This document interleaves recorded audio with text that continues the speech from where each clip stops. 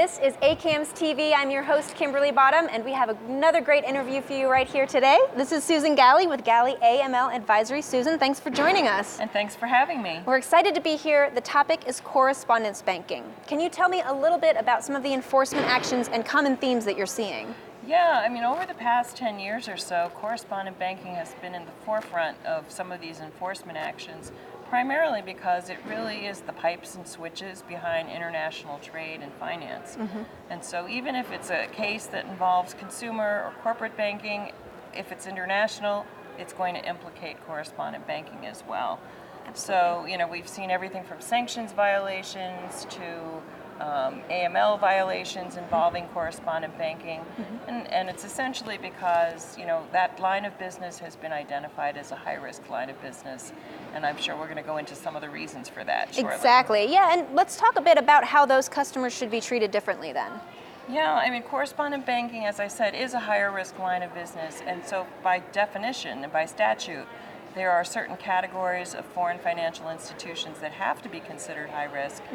But ultimately, if everything is high risk, nothing is high risk. Right. And so banks are expected to look at their customers and assess them, and basically you're ending up with three buckets of risk: high, higher, and highest. Okay. But it still does provide an opportunity to treat them a little bit differently. Is there anything that banks need to know in terms of moving forward? Well, they need to consider, you know, not all correspondent relationships are the same.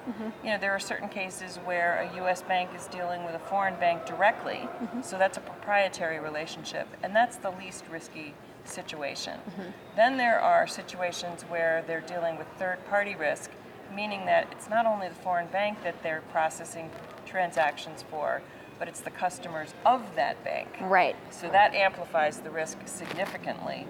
And then the most risky situation is where some of those customers of the customer bank are banks themselves. Oh my goodness. Because then you just magnify even more the number of parties that could be involved. So really it's the layers upon layers when it starts to get more high risk. Exactly. It's kind of like, you know, in the nested situation, which is what they call downstream correspondent banking, it's like one of those Russian dolls, you know, where you take it apart and you just keep finding a smaller doll inside. Exactly. So you could literally have millions of customers, you know, if you have a nested banking situation.